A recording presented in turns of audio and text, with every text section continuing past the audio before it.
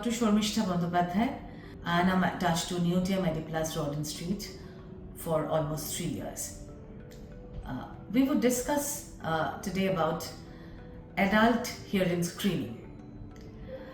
আমরা অনেকেই জানি যে 40 বছর বয়সের পরে মানুষ একটা হেলথ চেক আপ করেন, সুগার টেস্ট করা হয়, দেখা হয় ব্লাড প্রেশার হচ্ছে কিনা। তো তেমন করে 50 বছরের পরে হিয়ারিং স্ক্রিনিং করা দরকার। See, from 50 to 65 years, it should be at an interval of 5 years, and above the age of 65 years, depending on the hearing loss, they should be done at an interval of 1 to 3 years. কেমন করে করব and how we do it? We do it by pure tone audiometry. Pure tone audiometry is a non-invasive test, non-painful test, can be done within 15 to 20 minutes.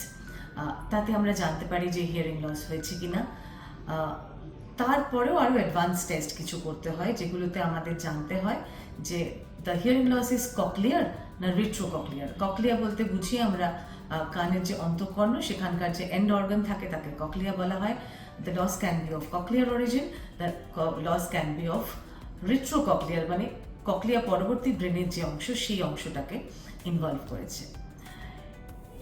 এটা করলে কি লাভ হবে, মানে আমাদের তো মানুষে জানতে চাইবেন যে করে আমাদের কি লাভ হবে, এত আগে জেনেই বা কি হবে। মোটামুটি 65 বছর বয়সে, ধরুন 70 বছর বয়সে মানুষে অনেকেই বুঝতে পারেন হিয়ারিং লস হয়েছে।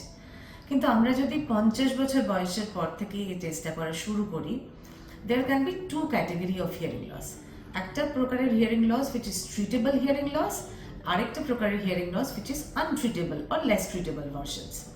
যেগুলো treatable hearing loss, those can be treated by medicine or surgery or by medicine and surgery. তাহলে সেই টাইপের হিয়ারিং লসগুলোকে সারিয়ে ফেলা সম্ভব। এবং এই হিয়ারিং টেস্ট করতে করতে আমরা কখনো কখনো জানতে পারি sudden sensorineural hearing loss. Sudden sensorineural hearing loss তখনই চিকিৎসা করা সম্ভব যখন একজন পেশেন্ট আমাদের কাছে খুব তাড়াতাড়ি আসেন। আমরা আইডিয়ালি বলি 24 আওয়ার্স, অ্যাটলিস্ট 72 আওয়ার্সের মধ্যে এলে তার চিকিৎসা সম্ভব। যত দেরি করে আসবেন তত তার হিয়ারিং সেরে ওঠার সম্ভাবনা আস্তে আস্তে কমে যায়। আর কিছু কিছু হিয়ারিং লস এমন থাকবে যেগুলো ট্রিট করা যাবে না, কিন্তু সেগুলোকে আমরা বলি রিহ্যাবিলিটেবল। রিহ্যাবিলিটেবল মানে সেগুলো হিয়ারিং এইড দিয়ে ভালো করা যাবে। এবার আপনি যত তাড়াতাড়ি হিয়ারিং এইড নেবেন, আপনার রেসিডুয়াল হিয়ারিং তত বেশি থাকবে, তত আপনার হিয়ারিংটাকে বাড়াতে সুবিধা হবে। এবং এখনকার দিনের এভিডেন্স বেসড মেডিসিন এমন কথাও জানাচ্ছে যে হিয়ারিং এইড নিলে সেই মানুষের কার্ডিওভ্যাসকুলার হেলথ, মেন্টাল হেলথ এগুলো বেড়ে যায়। কারণ যখন আমরা শুনতে পাই না, সেই সব মানুষের একটা সোশ্যাল আইসোলেশন হয়, they can't participate in the family activities. এবং আজকালকার দিনে যেহেতু মানুষের লাইফ এক্সপেক্টেন্সি বেড়েছে, আমাদের কাছে অনেক পেশেন্টই আসছেন যারা 80 বছর বয়সে আছেন, এদিকে তারা একটা বড় কোম্পানির সাথে যুক্ত আছেন, সেই কোম্পানির ম্যানেজিং ডিরেক্টর, তারা বোর্ড মিটিং করছেন। এই বয়সকালে হিয়ারিং লসে একটা প্রবলেম হয়, সেখানে দেখা যায় যে মানুষের কথা মিস করছেন। কেন এই ব্যাপারটা হয় না, we as individual, that is a characteristics of human speech, যেখানে we pronounce vowel at about 40 decibel than that of the consonants.